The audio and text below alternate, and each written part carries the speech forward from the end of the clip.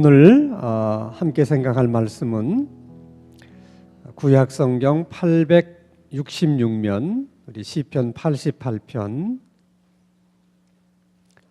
1절에서 18절의 말씀까지 한 절씩 교독합니다. 구약성경 866면 시편 88편 1절을 제가 읽습니다. 여호와 내 구원의 하나님이여, 내가 주야로 주 앞에서 부르짖어 싸우니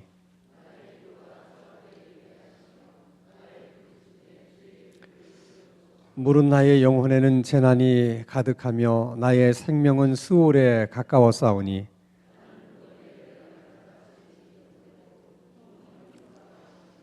죽은 자 중에 던져진 바 되었으며 죽임을 당하여 무덤에 누운 자 같으니이다. 주께서 그들을 다시 기억하지 아니하시니 그들은 주의 손에서 끊어진 자니이다.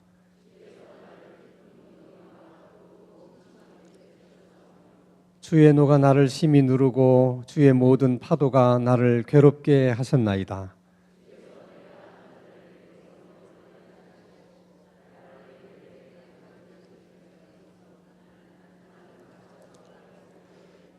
곤란으로 말미암아 내 눈이 쇠하였나이다. 여호와여, 내가 매일 주를 부르며 주를 향하여 나의 두 손을 들었나이다.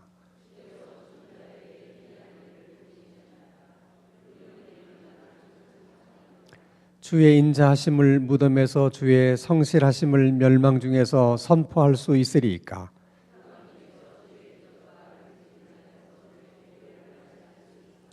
여호와여, 오직 내가 주께 부르짖어 싸우니 아침에 나의 기도가 주의 앞에 이르리이다.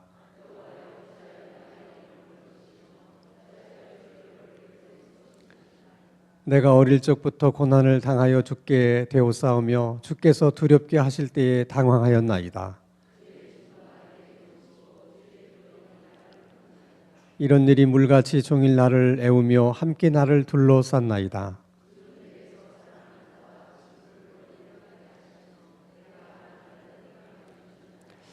아멘.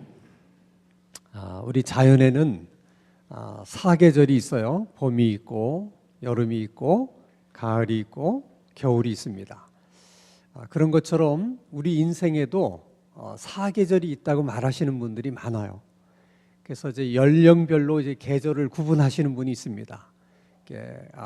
청소년 시절을 소망과 뭔가를 준비하는 봄과 같은 시절이라면, 청장년의 시절은 뭔가를 준비하는, 열심히 일을 하는 여름과 같은 계절이고, 중년이 되면 열심히 노력한 것들을 거둬들이는 가을과 같고, 노년의 시절은 겨울처럼 지나온 계절들을 회고하면서 있는 사실을 그대로 받아들일 수밖에 없는 그런 계절이다, 이렇게 이야기들을 합니다.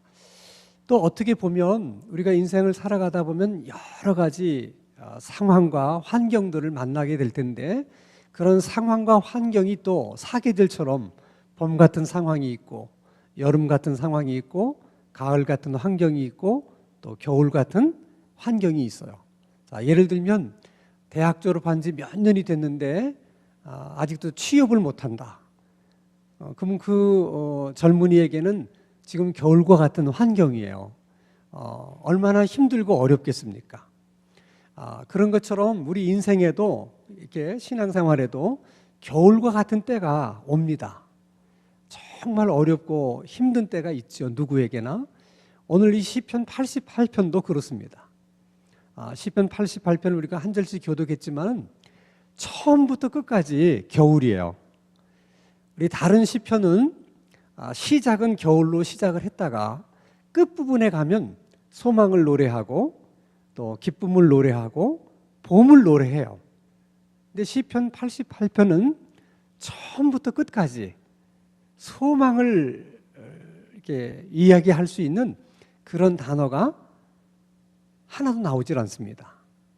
그래서 어떤 분들은 시편의 욥기를 시편 88편이라 이렇게 얘기를 합니다. 그러면 이 시편 88편의 상황이라는 것이 어떤 상황이기에 처음부터 끝까지 한겨울일까? 자, 여러분, 8절 말씀을 한번 같이 읽겠습니다. 15절부터 읽을까요? 15절 시작. 내가 어릴 적부터 고난을 당하여 죽게 되었사오며 주께서 두렵게 하실 때에 당황하였나이다. 지금 고난을 언제부터 겪고 있다고요? 아주 어릴 적부터 고난을 겪고 있으니까 지금 겪고 있는 고난은 굉장히 오래된 거라는 거야. 금방 끝나지 않은 고난이 지금까지 계속되고 있는 그런 상황이라는 거죠. 그러면 그 어릴 적부터 그가 당한 고난은 도대체 무슨 고난일까? 8절입니다. 같이 읽습니다. 시작. 주께서 내가 아는 자를 내게서 멀리 떠나게 하시고 나를 그들에게 가증한 것이 되게 하셨사오니 나는 갇혀서 나갈 수 없게 되었나이다. 도대체 저 상황이 어떤 상황일까? 면밀히 보면 문둥병 환자하고 너무 흡사한 상황이에요. 그러니까 당시에 문둥병은 불치의 병이기 때문에 일단 문둥병이 걸리면 절망을 하게 돼 있어요. 왜냐하면 문둥병은 낫는 법이 없거든요. 그래서 문둥병은 절망하는 병이에요. 게다가 문둥병이 걸리면 사람들과 같이 있을 수가 없습니다. 격리를 시키죠. 그러니까 내가 좋아했던 사람들도 다 나를 떠나야 돼요. 그러니까 그 외로움이라고 하는 것은 참 견디기 어려운 고통이죠. 뿐만 아니라 다른 질병들은 나 이런 병이 있다고 얼마든지 얘기할 수 있어요. 그리고 누구든지 찾아가서 자기 질병을 고치기 위해서 노력할 수 있는데 문둥병은 이게 하나님의 진노를 받아서 생긴 병이고 하나님의 저주를 받아서 생긴 병이라고 생각했기 때문에 이게 일종의 부정한 병이거든요. 나만 그 병으로 고생하는 것이 아니라 잘못하면 다른 사람도 부정하게 만들 수 있는 병이에요. 그렇기 때문에 참 본인만 힘든 게 아니에요. 주변에 있는 많은 사람들도 굉장히 힘들어합니다. 그래서 일단 문둥병이 걸리면 자기가 살고 있는 데서 나갈 수 있어요, 없어요? 없는 거예요. 그게 갇혀서 지내야 되는 거죠. 오늘 읽은 우리 8절의 상황이 정말 문둥병과 아주 흡사한데 그 병을 지금 이 시편 기자는 언제부터 걸렸다는 거예요? 어렸을 때부터. 그러니까 어렸을 때부터 절망할 수밖에 없는 상황, 어렸을 때부터 자기를 좋아했던 사람들과 다 이별하고 자기를 떠나야 되는 그런 상황. 그리고 이것은 하나님 앞에 저주받은 질병이라고 하는 그런 눈초리를, 그런 질시를 받아야 하는 그런 상황 속에서 지금까지 살아왔다는 거예요. 그러니까 얼마나 어려운 상황이겠는가를 우리가 얼마든지 짐작할 수 있는 거죠. 자, 이런 문둥병만 이런 어려운 환경이 아니에요. 살다 보면 다른 사람에게, 믿었던 사람에게 배신을 당해서 오는 그런 어려운 상황도 있을 수 있고, 뭔가를 꿈을 가지고 여러 번 시도를 했지만은 계속 실패할 수밖에 없었던 그런 환경 때문에 또 이렇게 힘들어할 수도 있는 그런 상황들도 있는 것이죠. 자, 이런 어려운 겨울이라고 하는 이런 환경은 누구에게나 다 있어요. 다 찾아옵니다. 이 어려운 겨울이라고 하는 상황과 환경 속에 있을 때 가장 우리가 고통스럽게 여기는 것은 도대체 왜 내게 이런 겨울이 찾아왔는가? 나는 늘 봄이고 싶고 여름만 있고 싶은데 내가 왜 원치 않는 겨울이 내게 찾아왔을까? 그 질문에 대한 답을 얻지 못해서 제일 힘든 거예요. 아무리 어렵고 힘들어도 하나님이 너는 이렇기 때문에 그 어려움을 겪어야 된다, 이렇게 말씀을 해주시면 그러면 얼마든지 그것을 참고 견딜 수 있는데 도무지 아무리 생각을 해봐도 내가 이런 겨울을 맞을 이유가 없는 것 같거든요.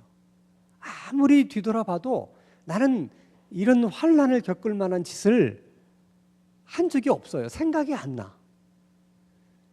그러면 사람들의 마음속에 억울하다는 생각이 들어요. 그러니까 내가 이렇게 잘못했기 때문에 상응하는 어려움을 내가 겪고 있다. 그럴 때는 아무리 그 어려움이 큰 어려움이라 하더라도 사람들은 그냥 수용을 하고 수긍을 하고 힘들어도 그냥 이렇게 지내는데, 나는 그럴 만한 일을 한 적이 없는데 이런 어려움을 겪는다고 생각하면 왜 내가 하면 억울한 생각이 들죠. 사람이 억울한 생각이 들면 화가 나요. 그래서 나 자신에 대해서도 화가 나고 그렇게 만든 이 사회에 대해서도 화가 나고 더 위에 계신 분에게도 화가 나요. 그래서 이제 분노하기 시작해요. 그래서 그 고난이 또 다른 죄를 만들어내는 거예요. 분노가. 그래서 계속 또 일이 꼬이고 또 이제 악순환을 겪게 되는 것이죠.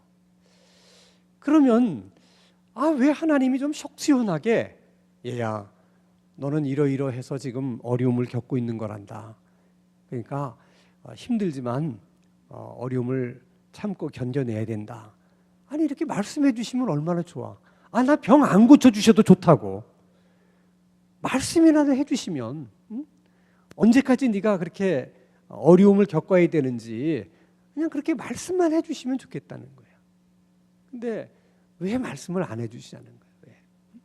병은 안 고쳐주시더라도 이 문제를 해결해 주지 않으시더라도 그것만이라도 가르쳐 주시면 좋을 텐데 그걸 왜 안 가르쳐 주시냐는 거예요. 모르죠 뭐. 왠지 뭐 하나님이 안 가르쳐 주시는 걸 뭐 어떻게 하겠어요. 근데 왜 하나님이 그러면 우리를 사랑하신다고 하면서 그게 뭐가 어렵다고 설명해 줄 수 있는 거? 아니 이게 무슨 뭐 돈이 들어가 뭐 들어가요.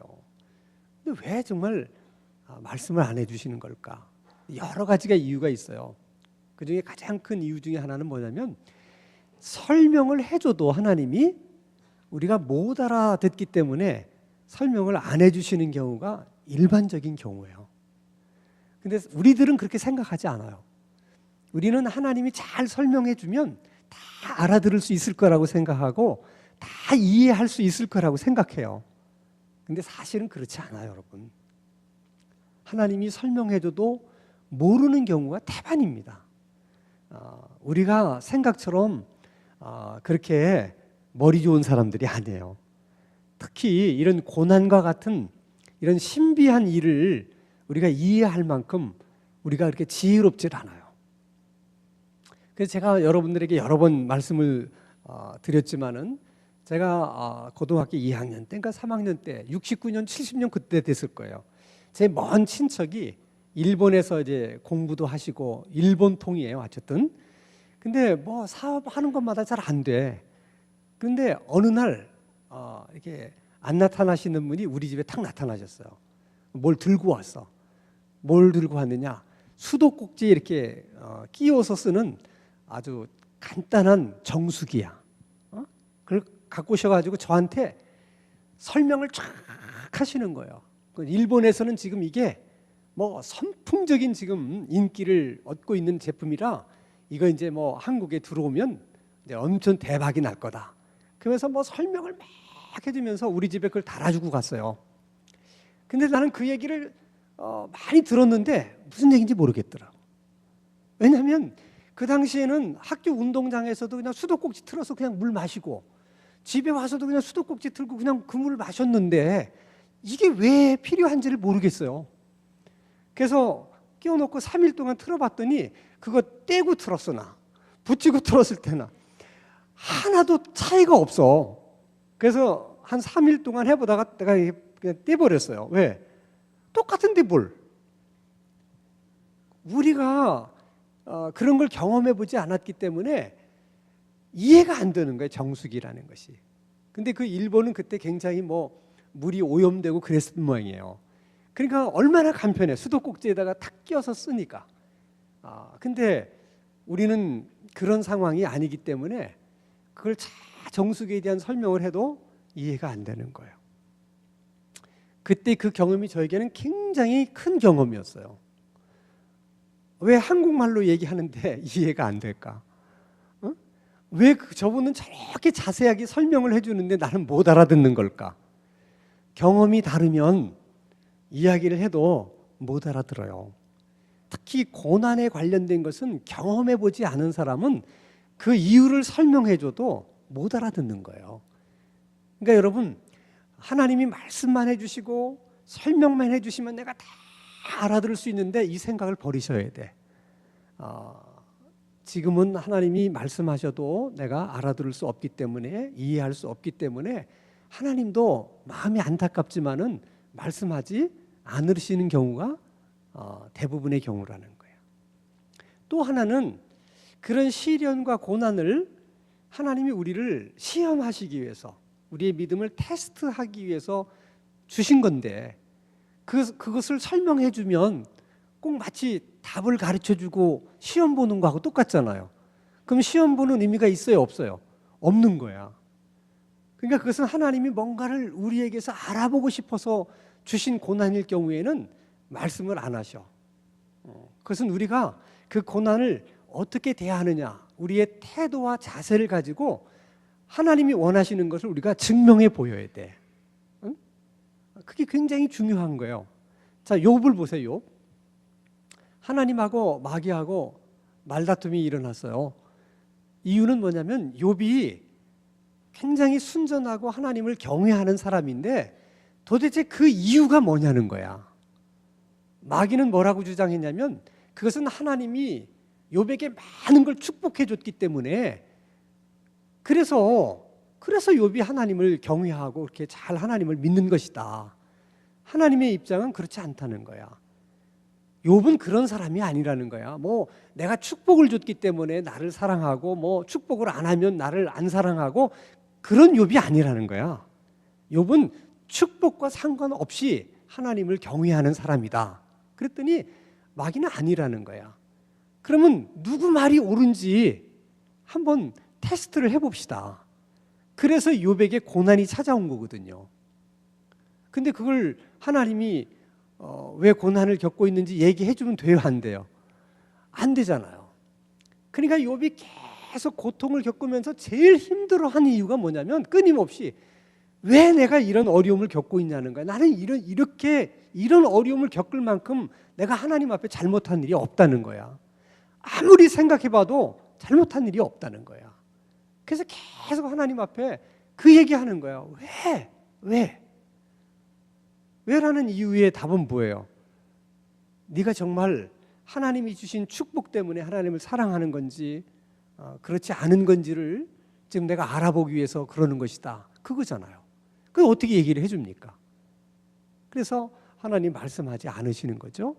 그런 것처럼 우리들이 인생의 겨울을 맞았을 때 하나님은 그 겨울 속에서 우리가 어떤 삶의 자세를 보이는가, 우리를 통해서 뭔가 알고 싶으신 것이 있는 거예요. 그런 경우에는 말씀하지 않으시는 것이죠. 또 하나는 하나님께서 우리들이 겪고 있는 그런 고난을 통해서 뭔가 하나님이 드러내시고자 하는 특별한 목적이 있는 경우가 있어요. 우리의 고난이라는 상황을 통해서 하나님이 뭔가를 말씀하고 싶어 하시고 드러내고 싶은 일들이 있다는 거예요. 자, 예를 들면 예수님께서 이 땅에 오셔서 33년을 살다 가셨는데 인간적으로 그 33년의 삶을 살면서 가장 가깝게 지냈고 친하게 지냈던 가정이 딱 한 가정이 있어요. 그게 나사로의 가정이에요. 그래서 예수님이 그 가정의 식구들 나사로, 마리아, 마르다를 얼마나 사랑했는지는 동네 사람도 다 알아. 동네 사람들이 다 알 만큼 정말 예수님이 그 가정에 대해서는 각별하게 대했어요. 근데 어느 날 그 나사로가 갑자기 죽을 병에 걸린 거예요. 그래서 그 누이들이 예수님이 어디 계신가를 수소문해가지고 사람을 보냈어요. 지금 주님이 사랑하는 나사로가 지금 죽을 병에 걸렸는데 빨리 좀 오셔서 좀 고쳐달라는 거예요. 그때의 기대는 예수님이 다른 사람도 아니고 평소에 끔찍이도 아끼고 사랑했던 나사로의 문제이기 때문에 아마도 이 얘기를 예수님이 듣게 되면 예수님은 아마 맨발로라도 뛰어오셔서 나사로를 고쳐주실 것이다. 그런 기대를 가지고 사람을 보낸 거예요. 근데 그 얘기를 들으신 예수님이 그곳에서 아무 이유도 없이 이틀을 더 머무십니다.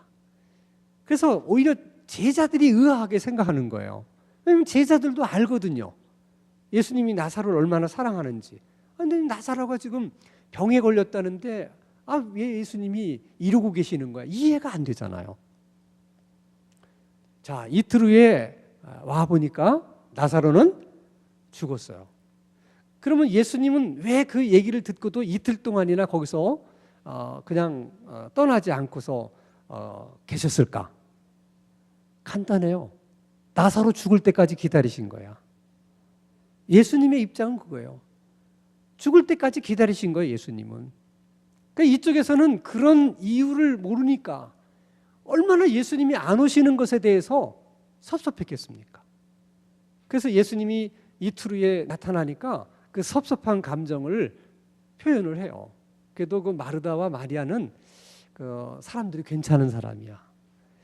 그러면 막 예수님한테 좀 험한 말을 할 수 있는데 그 두 여자는 자기가 넘지 말아야 될 선을 알아요. 그래서 정말 예수님에게 섭섭했지만은 예수님에게 넘지 않아야 될 그 선은 넘지를 않습니다.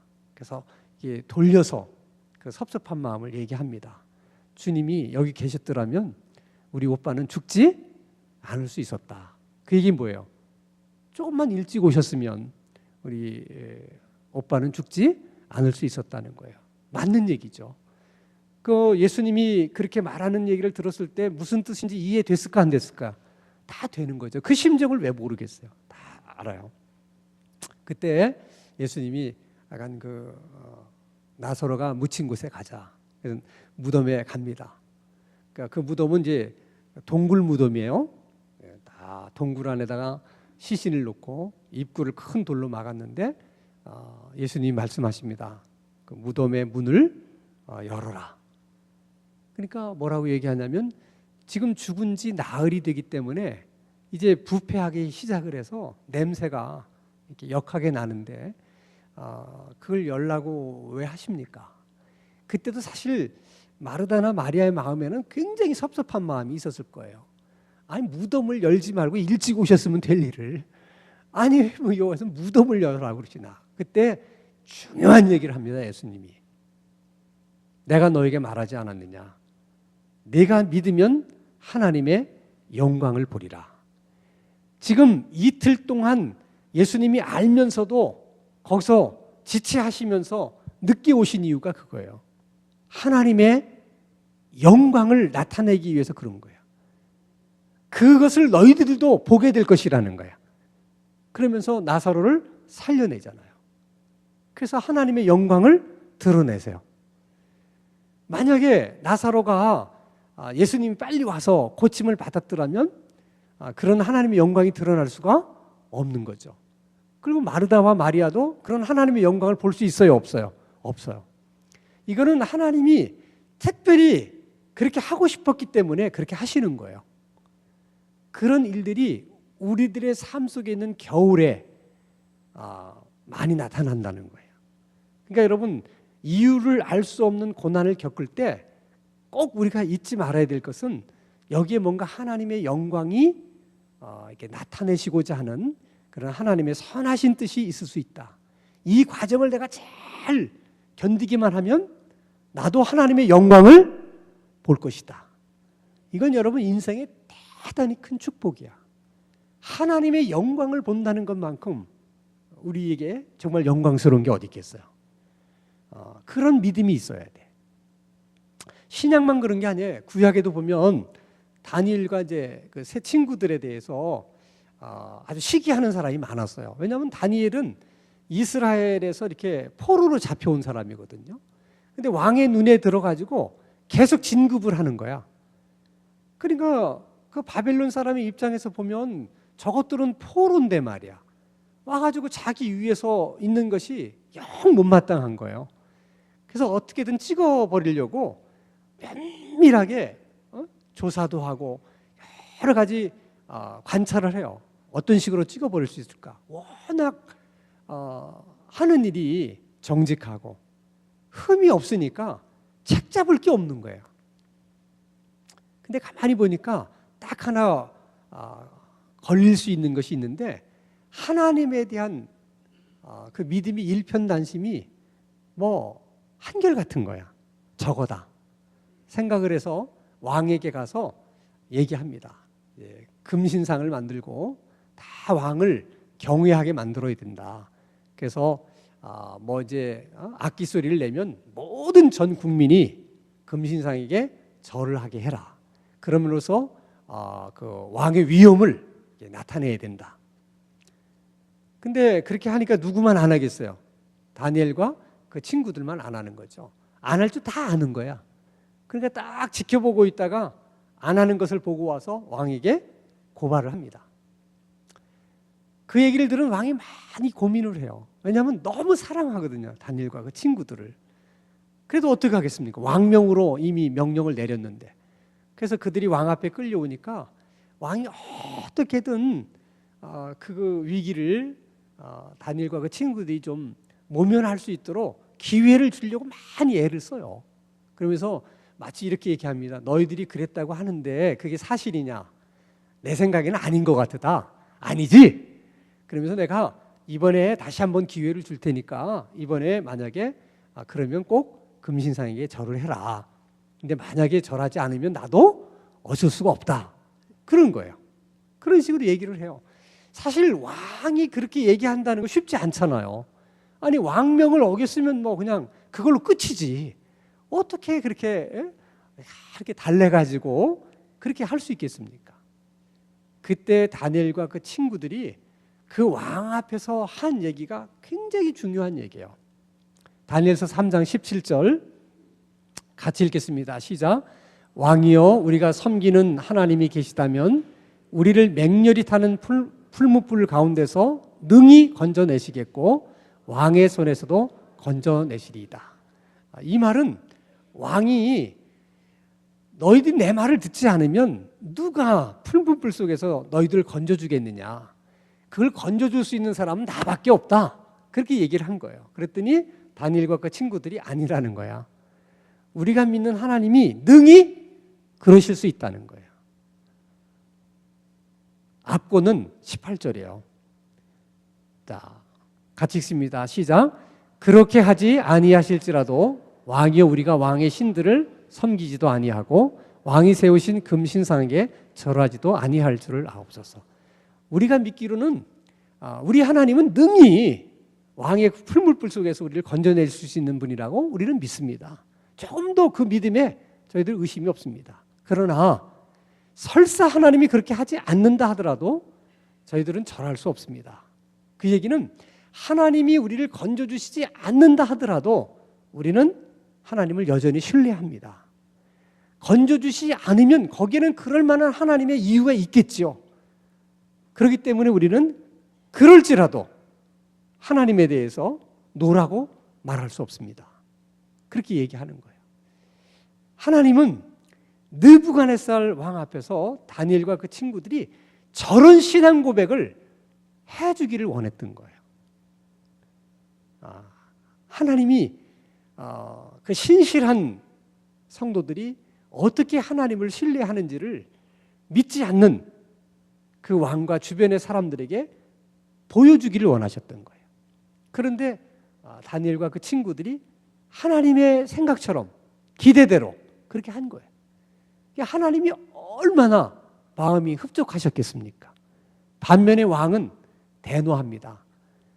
내가 큰 맘 먹고 이렇게 했는데도 이런 식으로 나오니까 화가 치밀어오는 왕이 풀무불의 온도를 7배나 더 강하게 하라.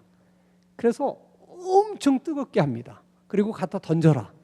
얼마나 풀무불이 뜨거웠던지 다니엘과 친구들을 붙들고 던지려고 갔던 사람들이 불타 죽었어요. 그리고 얼마나 뜨겁겠어요. 그리고 그 불구덩 속에 떨어집니다. 근데 성경은 그 불 가운데 떨어졌는데 그들의 머리카락 하나 그슬리지 않았고 옷 하나 변하지도 않았다는 거야. 그대로 있었다는 거야. 그게 여러분 가능해요? 그 뜨거운 풀무불 속에 들어갔는데 머리털 하나가 그슬리지 않고 옷 색깔 하나가 변하지 않을 수 있다는 것이 그게 가능한 일이냐고요. 그러니까 다니엘과 그 친구들이 고백한 것처럼 하나님은 그렇게 하실 수 있는 분이야. 그러나 하나님께서 그렇게 하나님의 영광을 드러내고 믿지 않는 사람들 앞에서 그들의 입을 통해서 그런 신앙 고백을 하기 위해서 하나님이 그렇게 하신 것이죠. 그러니까 우리들의 고난도 마찬가지예요. 우리들의 그런 어려움을 통해서 하나님은 믿지 않는 사람들에게 그리 아니하실지라도 하는 어떤 신앙 고백을 하게 하시고 그들로 하여금 그런 신앙 고백을 듣게 하시기를 원하신다는 거예요. 이게. 그러면 하나님이 그래서 우리들에게 말씀하지 않는 것이고 그런 이유 때문에 우리 가운데 고난을 주신 거라면 그럼 우리가 해야 할 일은 뭐냐? 그건 기도밖에 없는 거예요. 자, 9절 같이 보겠습니다. 시작. 곤란으로 말미암아 내 눈이 쇠하였나이다. 여호와여 내가 매일 주를 부르며 주를 향하여 나의 두 손을 들었나이다. 주님을 언제 불러요? 매일 부르는 거예요. 왜 매일 주님을 부를까요? 매일 힘드니까. 그러니까 어려움이 많으면 많을수록 그 많다는 것 때문에 절망하는 것이 아니라 어려움이 많기 때문에 기도도 어떻게 많이 하는 거야. 그게 중요한 거야. 그러니까 어려움이 많으냐 적으냐가 중요한 게 아니에요. 어려움이 적으면 뭐 적게 기도하면 되는 것이고 어려움이 많으면 많이 기도하면 되는 거예요.